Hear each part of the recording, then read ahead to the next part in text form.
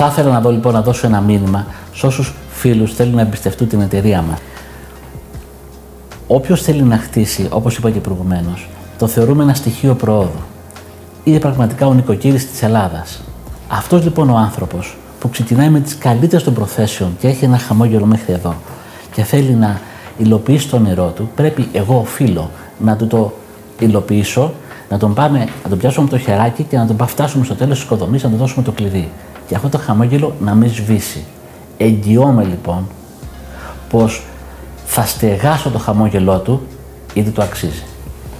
Αυτό είναι το μήνυμα που θέλω να δώσω σε όλους τους φίλους που θέλουν να εμπιστευτούν την εταιρεία μας.